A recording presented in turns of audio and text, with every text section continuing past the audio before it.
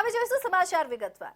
સુરત મહાનગરપાલિકા દ્વારા ચોમાસા પૂર્વે પ્રી મોન્સૂન કામગીરી પર ભાર અપાઈ રહ્યો છે, જે અંતર્ગત હવે બીજા રાઉન્ડમાં ચાલી રહેલી કામગીરીમાં કોઈ કચાશ ન રહી જાય તે માટે મ્યુનિસિપલ કમિશનરે સખ્તાઈ અપનાવી છે।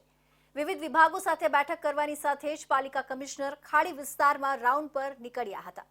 તે વેળાએ ખાડીમાં કચરો દેખાતા ખાડી સફાઈમાં ઝડપી કામગીરી અને સ્ટ્રોમ ડ્રેનેજના જાળિયાની ચકાસણી કરી દેવાનો આદેશ કર્યો હતો। Municipal commissioner Shalini Agrawal, city engineer, આરોગ્ય અધિકારી, આરોગ્ય વિભાગની ટીમ સાથે ખાડી વિસ્તારમાં પહોંચ્યા હતા। તે વેળાએ ઝોનલ ચીફને હાજર રહેવાની સૂચના અપાઈ હતી। ઉધના અને લિંબાયત બંને ઝોન વિસ્તારમાં રેવાનગર, પ્રિયંકાનગર, ભેદવાડ ખાડી, બીઆરસી, ઓમનગર સહિતના વિસ્તારોની મુલાકાત લીધી હતી। દરમિયાન કેટલીક જગ્યાએ ખાડીમાં કચરો અટકતો દેખાયો હતો। ખાડીમાં કચરાને કારણે પ્રવાહ અટકી ગયો હોય ઝોનના અધિકારીઓને પરિણામલક્ષી કામગીરી કરવાની સૂચના આપી હતી। સુરત મહાનગરપાલિકાના વિવિધ વિભાગો અને ઝોન કક્ષાએથી સમગ્ર સુરત શહેરમાં પ્રી મોન્સૂન કામગીરીના કરવામાં આવી રહી છે।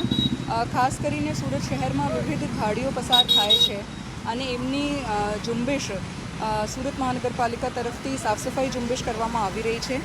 એમના સિવાય storm water drainage, inlet chambers, manhole chambers, ઢાંકણ વગેરેની રિપેર્સ, મેન્ટેનન્સ, ફ્લડ ગેટ્સના રિપેર્સ અને મેન્ટેનન્સની કામગીરી કરવામાં આવી છે। આજે અમે વિવિધ વિભાગો સાથે સમગ્ર સુરત શહેરના વિવિધ ઝોન્સમાં જે પણ પ્રી મોન્સૂન કામગીરી થઈ છે, સાફ સફાઈ થઈ છે, ખાડીની સાફ સફાઈ થઈ છે, એમનું ઇન્સ્પેક્શન અને એમની કામગીરી જોવા માટે ટીમ સાથે ઇન્સ્પેક્શન્સ કરી રહ્યા છે। ખાડીમાં પાણીનું વહેણ અટકવું જોઈએ નહીં એવું જણાવી ખાડીનું ડ્રેજિંગ કરવાની સૂચના આપી હતી।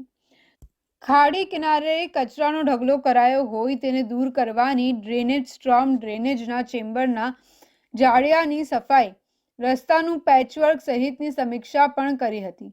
ડ્રેનેજ ચેમ્બરના જાળિયાનું રેન્ડમ ચેકિંગ કરવાનો આદેશ પણ કર્યો હતો। આગામી દિવસોમાં પાલિકા કમિશનરનો રાઉન્ડનો દોર અકબંધ રહેશે એવું જાણવા મળ્યું।